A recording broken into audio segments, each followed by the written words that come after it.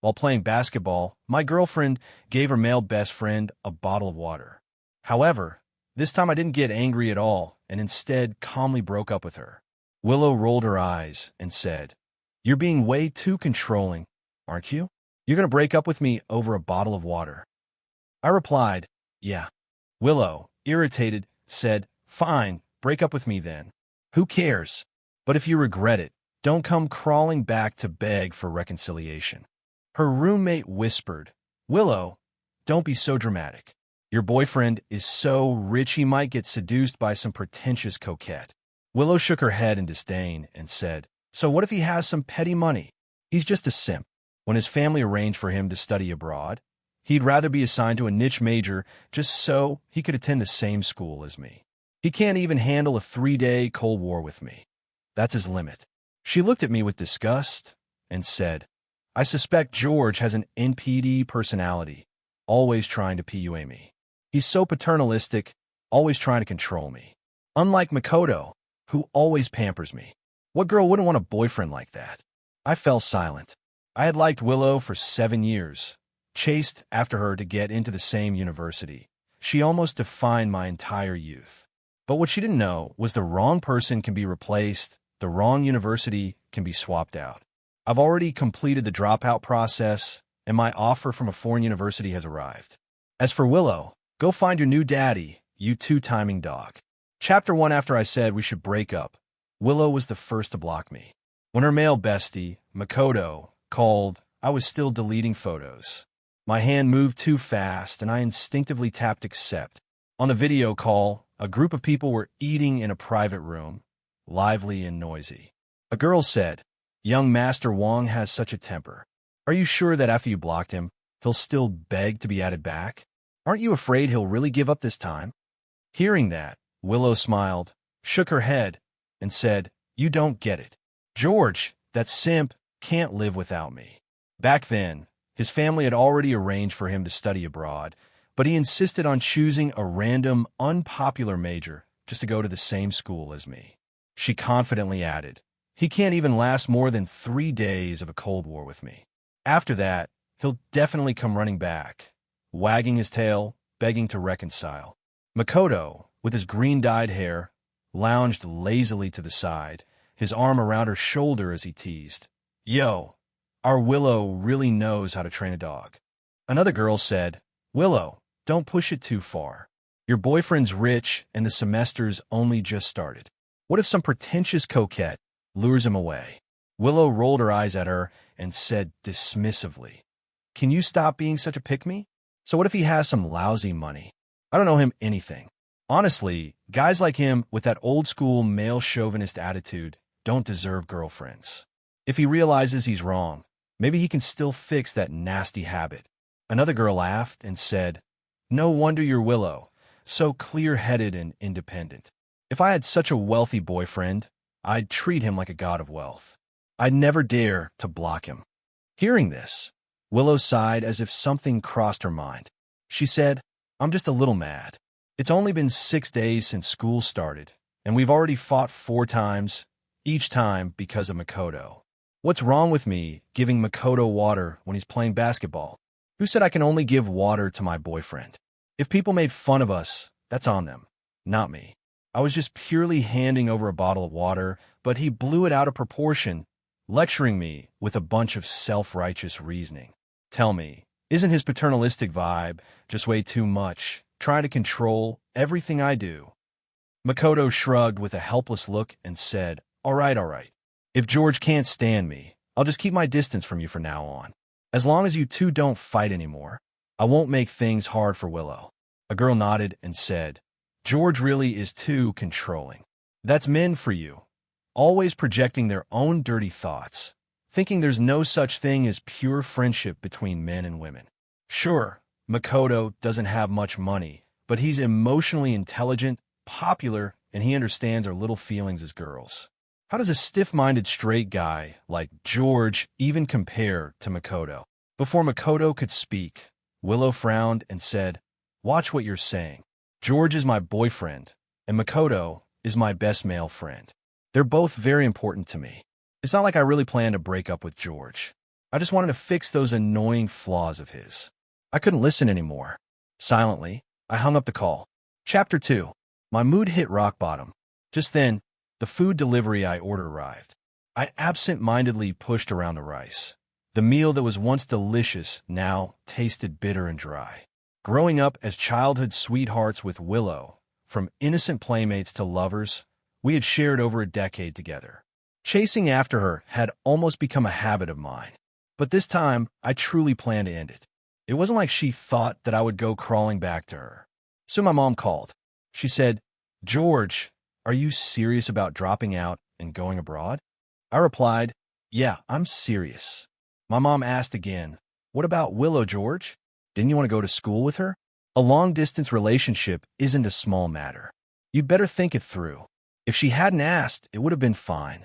But when she did, a flood of complicated emotions rushed through me. I struggled to explain that Willow and I had already broken up. Finally, I said, "Mom, I'm sorry. I woke up too late. I should have walked my own path, not forced myself into a school and major I had no interest in just for someone else." After hearing me out, my mom was unexpectedly relieved. She said, "Realizing it now is a good thing. I used to think, well, our family isn't short of money, so as long as you were happy, it was fine. But now it seems Willow just wasn't meant to be." Then my dad suddenly cut in, "Son, don't worry. The semester abroad doesn't start until next month. Your offer is still valid. There's still time. I'll get your visa sorted quickly. Come on, Gambat." I couldn't help but laugh. Gambat. Chapter 3. Adjusting my state of mind. I packed up all the little things Willow had given me and carried them downstairs, ready to throw them away. Just as I stepped out of the dorm building, I ran into Willow and Makoto coming back. Makoto had his arm hooked around her shoulder, the two of them joking and shoving each other. Makoto stumbled a bit and said, "I'm not drunk. It's just one case of beer. I could still fight him for 300 rounds. Willow, do you believe me?" Willow had been laughing too, but when she saw me, she froze. Silently, she pushed Makoto away. She probably thought I would lose my temper like before and start another huge fight with her. But this time, I just carried the box and walked past with a blank face. Willow's expression faltered. She raised her hand to block me and said, "What are you doing? You're even throwing away the scarf I spent a whole month knitting for you. It can't be undone once it's gone. Think carefully. If you throw it away, then I'll throw away everything you gave me too. And no matter what you give me later, I'll never forgive you again." I frowned, looked at her impatiently, and said, "We've already broken up, and you're still trying to squeeze money out of me. I'm not interested in giving gifts to an ex." Willow bit her lip and said, "Fine, just don't regret it." I turned around, but Makoto grabbed me and said, "Bro, let me say something fair. Honestly, I can't stand watching this anymore. You're a grown man. What's wrong with giving in to a woman? Why be so petty?" I replied. "Why should a man have to give in to a woman just because of gender? If you ignore right and wrong and only talk about gender, where's the fairness in that? Do you really think whatever you say instantly becomes the universal truth?" He was stunned for a second, then continued, "Brother, you really misunderstood Willow today. I just drank a little too much tonight. That's why I asked Willow to walk me back. I'm just her male bestie, nothing else. At most, it's just mutual help between friends." Mutual help between friends. I actually laughed out loud. I said, "Mutual help between friends. Does that mean buying her pads when she's on her period? Or playing couple heroes in a game and forming a ship? Or maybe sending her money transfers with romantic implications? Tell me, what the hell is a male bestie supposed to mean? Male friendship can be close, sure, but isn't that just a sex buddy? Why the hell call it male bestie? Get lost. The farther, the better. Don't come running up to discuss me again, or I really will slap you across the face." Makoto froze. He forced out 2 awkward laughs, his face showing a mix of embarrassment and helplessness. He said, "George, I honestly didn't know you'd care about something this trivial. All right then, let me just apologize," but Willow bit her lip, tugged at his sleeve, and cut him off, saying, "Don't apologize to him. There's no reasoning with someone like him. He'll only lecture others, never reflect on himself. getting angry over every little thing. I suspect he has violent tendencies. She said, "Throw it if you want. I won't care. If you do, I'll never talk to him again." I didn't waste time. I strode up to the trash bin and, with a bang, tossed everything in. Chapter 4. I went back to the dorm. I dove headfirst under the covers and fell asleep from sheer exhaustion. Dreams came in scattered fragments. Many of them were about Willow. 5-year-old Willow. Her little brother had grabbed and broken her toy, so she tearfully went to the parents for justice, only to be told by the adults, "You're the big sister. Can't you let her brother have his way?" She wailed and sobbed. I jumped off the dining chair, hands on my hips like a tiny grown-up, and asked, why should a sister always have to give in to her brother? Willow's mother said, "The younger ones don't know better. Of course, the older sister must be more tolerant." On the spot, I grabbed her phone and pretended to smash it on the floor, saying, "So if I'm younger than you, you should be the one to give in to me." The next scene, I ran over and gave my toy to Willow. Amid the adults' indulgent laughter, she looked at me, stopped crying, and planted a quick kiss on my cheek. From innocent child talk to first stirring feelings, Willow and I grew up together, keeping each other company. Years slipped by in a blink, over a decade. Later, she would say, "Put away your paternal authority. Only I can tolerate you being like that. Who else would put up with you?" Looking back now, the dad-type boyfriend and the dad-flavor boyfriend are just two sides of the same coin. When you reason with them or they protect you, they're the dad-type boyfriend, but when the reasoning is directed at the girl, they turn into a dad-flavor boyfriend. For a while, I truly believed she was my forever. Until the year we were split into classes in 11th grade, Makoto appeared. Completely different from me. Makoto was the bad student in everyone's eyes. Reckless and unrestrained. His hair dyed, a lollipop in his mouth, claiming he was quitting smoking. I can't remember how many school rules Willow broke while hanging out with him. I only remember she said, "You don't understand him at all. He's not like the other green-haired kids. He puts up his spines only to protect himself from getting hurt. His family is poor, his mother died early, and his father beats him.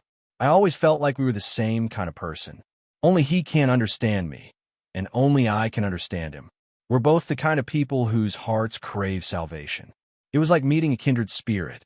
They started riding motorcycles together, skating, trying all kinds of adrenaline sports. Every time I had a date with Willow, she would be pulled away by some reason from him. I got fed up and said, "Can you stop hanging out with him? You're my girlfriend now. You should keep some distance from other guys." Willow pouted and, looking innocent, said, "But I want to play, and you won't join me. Besides, he's just a friend. Why are you so harsh? Do you not trust me?" After that, whenever I complained, she'd flip out. She'd go off and play with Makoto until she'd had enough, then come back acting innocent, cooing and apologizing for forgiveness. If you didn't give her a way to back down, she'd be the one to get mad and snap. What kind of attitude is that? No one knew the whole story. My breakup with Willow wasn't just over a bottle of water. On the second day of a new term, everyone was exhausted and went to bed early. Willow snuck out with Makoto to race motorcycles and didn't come home all night. That was when we had the big fight. So I called her. She didn't pick up. Only when I scrolled past a local video and saw a girl in a motorcycle accident did I panic. That night, in the early hours, I drove to the overpass recklessly. In my panic, the car wasn't even fully stopped before I flung the door open and fell out. I rolled clumsily across the road several times. My leg was gashed with a shocking wound. When I looked up, not far away, I saw Willow, frightened, leaning against Makoto's chest while he soothed her in a gentle voice. At that moment, I was finally exhausted. I thought, let it be. People have to accept that nothing is absolutely forever. Chapter 5. 2 weeks later, while I was eating in the cafeteria, I got the news that my visa had been approved. My dad said the passport was already on its way by mail. If nothing went wrong, I'd be leaving in 3 days. At that moment, Willow and Makoto walked into the cafeteria together. By sheer bad luck, they sat just a short distance in front of me. Makoto, playing the role of a boyfriend, dotingly picked the meat out of his own dish and placed it in Willow's plate. Willow ate casually, but her gaze kept drifting my way as if waiting for me to take the initiative to break the ice.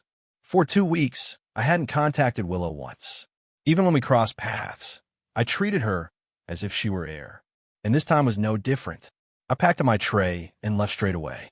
What I didn't expect, though, was that in the evening, a photo of me eating in the cafeteria got posted on the campus confession wall. Someone asked if I had a girlfriend. I commented, "No." After a while, Willow's account replied underneath, "Wow, George, so you're setting up a single guy persona now, huh? Got some nerve." Since I rarely used QQ, I'd almost forgotten that I hadn't deleted her yet. Then Willow messaged me, "It's been 2 weeks, and you still haven't come to find me. Honestly, when I get mad, I just want you to coax me a little. But you don't get it. You only know how to lecture me. Even if you're right, the way you talk really makes me dislike it." Then she sent another, "All right already, do you miss me?" Right after the breakup, I did think of Willow often. But now I could face her with complete calm. I didn't say much, just replied, "Do you need something? If not, I'll delete you." She answered, "Fine, delete me then." Eye roll emoji. Willow's tone was light, as if she thought I only needed a way to save face. She sent another, "Tomorrow I feel like eating at that barbecue place by the school gate.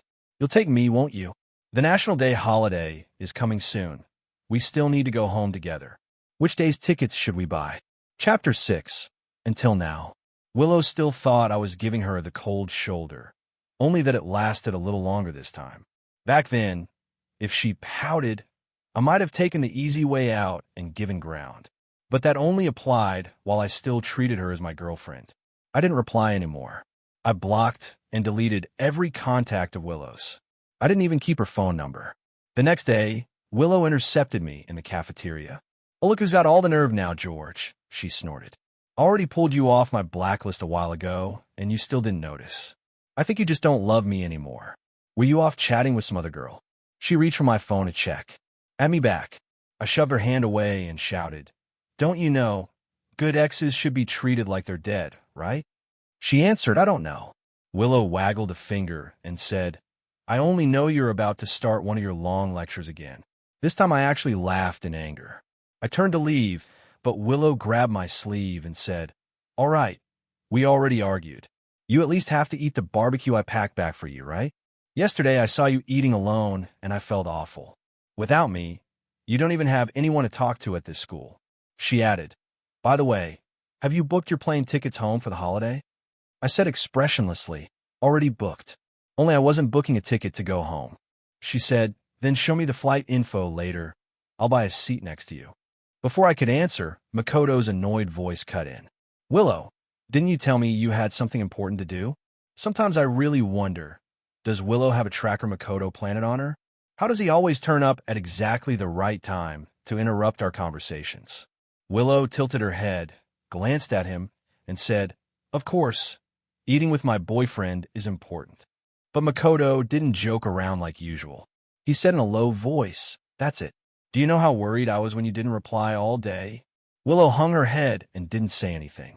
Makoto sighed and in a disappointed tone said, "I knew it. Yes, we're friends, but friends can eat together, right? Why hide it from me? If you don't want to hang out with me, just say so. I'm not the type to cling on." With that, he tossed his tray and walked off. The tone and the force of it. In an instant, I understood why male bestie and pretend friendly boyfriend mean the same thing. I was speechless. I said, "Then go find your good girlfriend and stop bothering my food. No point getting mad at a meal. Once I leave the country, I'll probably have to cook for myself anyway." Willow seemed to think I was jealous. She smiled with curved eyes and said, "So magnanimous of you, fine. I'll really go then." She leaned in close, looked me over, reading my expression. I said coolly, "If you want to go, go. It's none of my business." She didn't get the reaction she expected. Willow froze for a moment, then pressed her lips together and went on, "You always think I have no boundaries. The truth is I just feel he's like me. That's why I go out with him. You grew up pampered and you don't understand people from broken homes, so you never empathize. But I still chose you, even though I could have found someone better." I ignored her and focused on my food. Willow brightened, thinking I'd taken it to heart. She snapped a photo of me with my head down eating and happily wrote a new post. "I love seeing my boyfriend get jealous. He really still loves me." The best way to push a relationship forward is to spark a man's possessiveness. Chapter 7. Early the next morning, I went to collect the stamped withdrawal application. After receiving the departure notice, there were still plenty of things to take care of. My phone kept buzzing with alerts. They were emails from her sent through the school system. The first dozen all said the same thing. Lazy pig, get up. Get up, stupid. Later ones read, why haven't you unblocked me on WeChat yet? Did you forget? The last one said, didn't sleep all night. I'm exhausted. Looking at the flood of notifications, I thought, should I at least say something back? After all, over 10 years of feelings. Maybe it should end peacefully. But that thought quickly disappeared. Makoto posted a status. Last night the speed was too high. Ended up in the hospital with honor. Someone's so worried they'll be staying on campus for the holiday. He added 3 photos. One was a lunchbox full of food shaped like hearts placed on the hospital bedside table. One was a head pat, shot with Willow leaning over the bed crying. And one was Willow asleep on Makoto's shoulder. So that's what she meant when she said she didn't sleep last night. Expressionless. I scrolled through the comments underneath. They were even harder to stomach. Someone wrote, not bad, huh? Feels like you two are more than just friends. Another girl commented, they're such a good-looking pair. I'm shipping this. Others chimed in, Makoto's too impressive. I heard she even applied to C University for him. Is it true?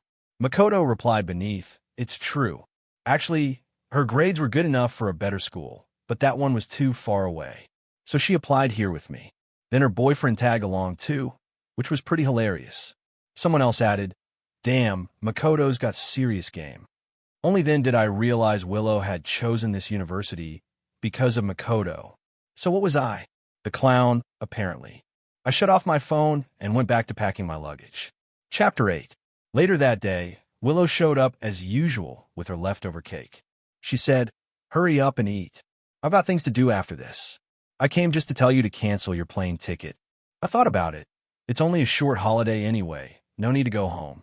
We can have fun here just the same. I want to buy a hanfu and check in at some scenic spots nearby. My bestie said the photos will turn out amazing. Seeing my expression, Willow hesitated for a moment.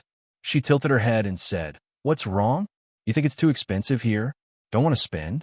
When did you get so stingy? I replied, Willow, we've already broken up. Stop coming to me. She rolled her eyes and said, yeah, we broke up.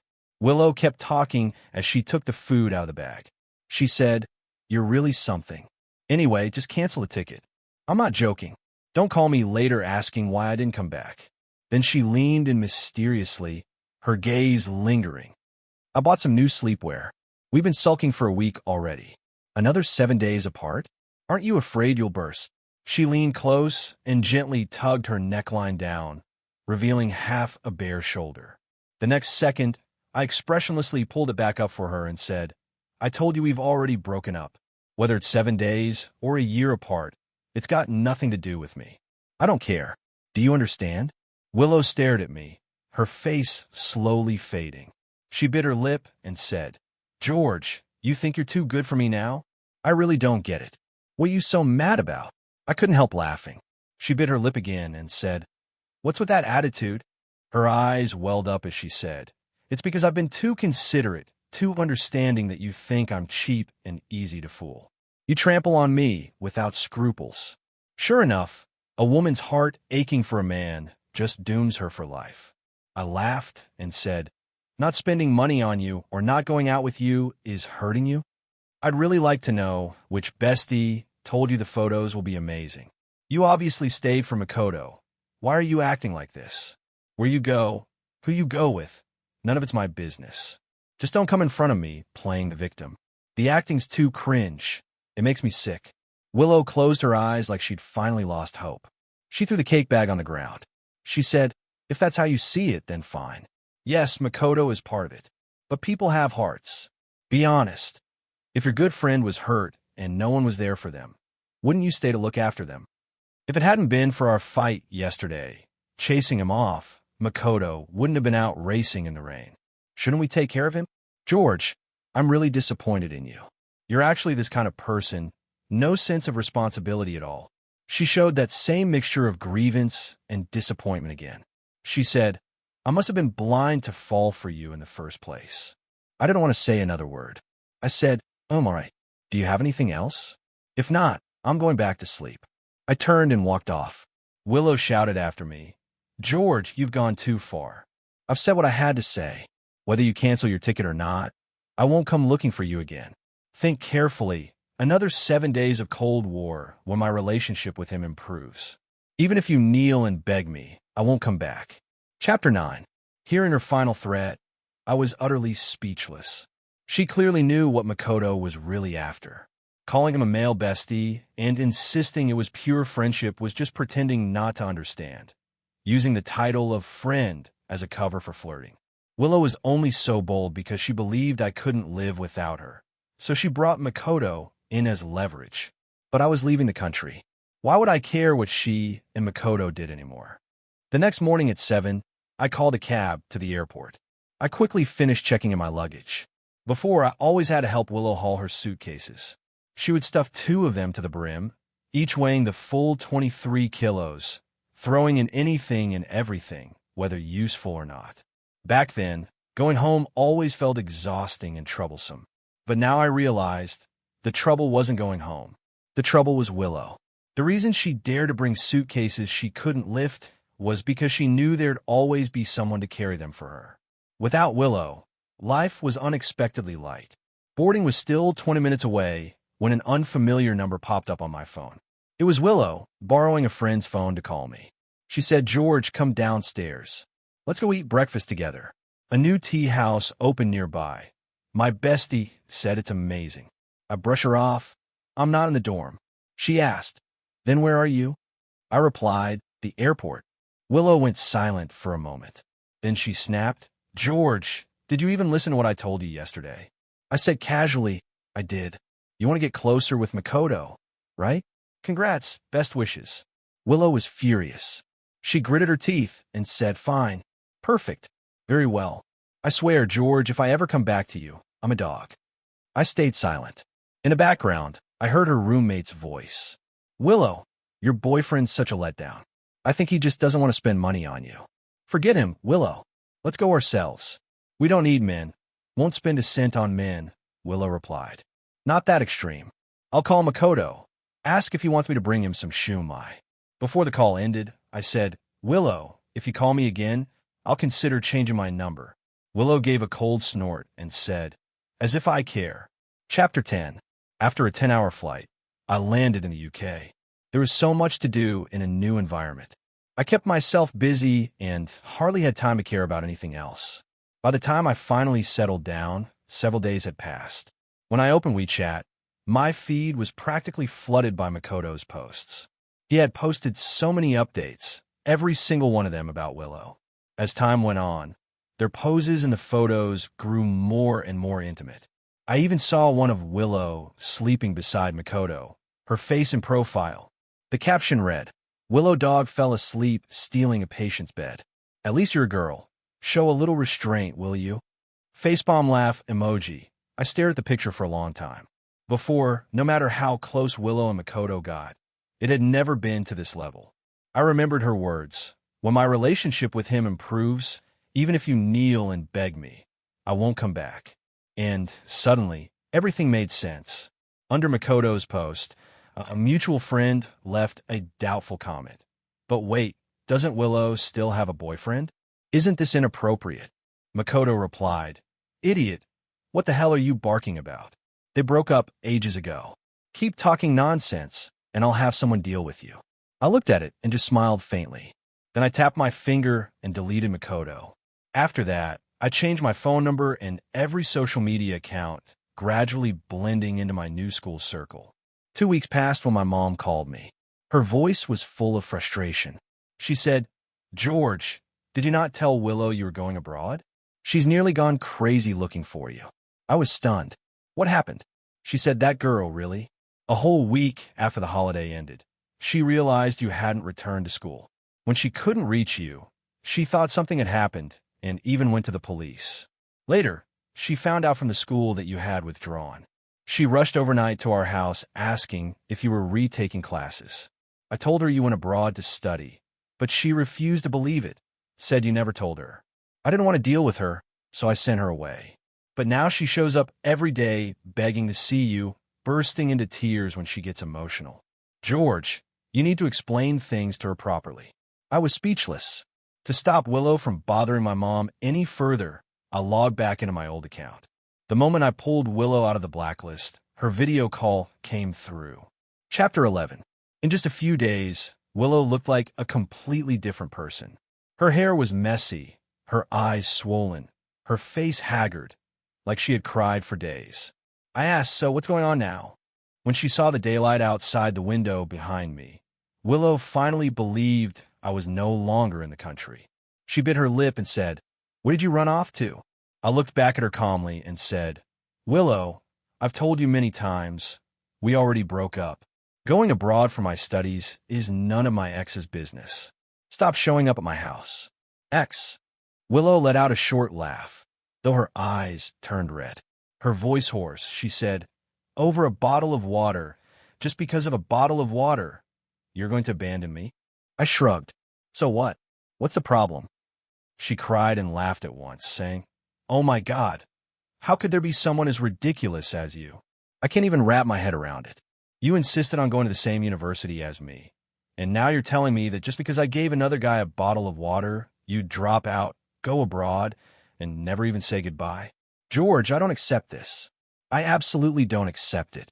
I chuckled. "But you agreed to the breakup." She said that didn't count. I was just sulking, waiting for you to coax me. I never really meant it. I replied, "What you meant has nothing to do with me." I wasn't about to accept her excuse. I said, "Willow, just like you got tired of me always lecturing you, I got tired of being patient with you over and over. My bottom line is gone." Willow froze, staring at me. "What did I ever say I was tired of your lecturing?" I sneered. "What? You've forgotten your own words." I continued, "That time Makoto video called me, but didn't speak.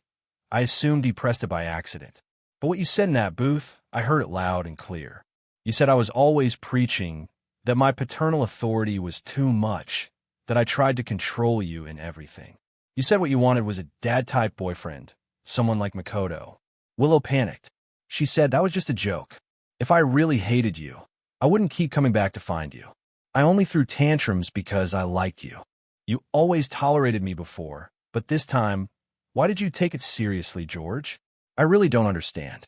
When you ignored me for 2 weeks, I was in so much pain. Every day, I wish you'd reach out first. Wasn't that always how it used to be? Why did you think I hated you? When I realized you hadn't returned to school, I nearly went crazy. I was terrified I'd never see you again. I called every friend I had asking for your whereabouts. I never imagined you'd abandon me without hesitation. Go abroad, no less. George, how could you be so heartless?" Her eyes were red, tears streaming down her face. I was fed up and didn't want to look any longer. I said, "Are you done? If you're bored, go pour your heart out to your good male bestie." "I'm eating." Willow wiped her tears and, through crying, showed a faint smile.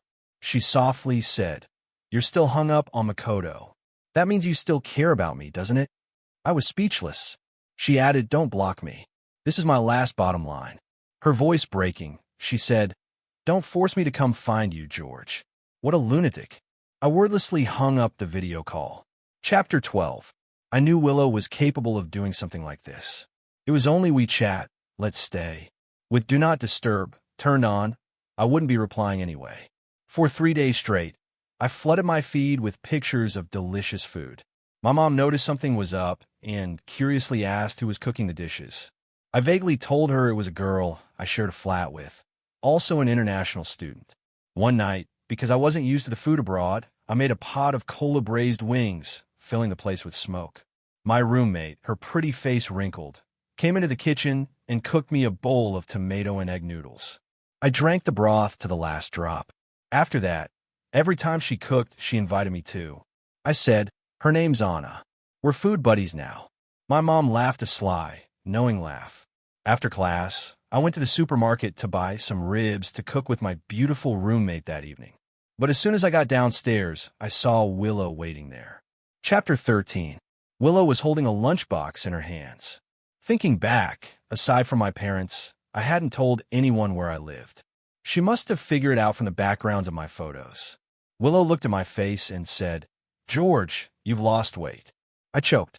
I didn't have the heart to tell her that actually I'd gained 5 pounds thanks to my beautiful roommate's cooking. She bit her lip. "I know you don't want to see me, but I still wanted to come." Willow took out her phone and showed me the chat screen. She said, "I've already cut ties with Makoto. Can you forgive me now?" I frowned. "So what?" I said, "There's no possibility between us anymore.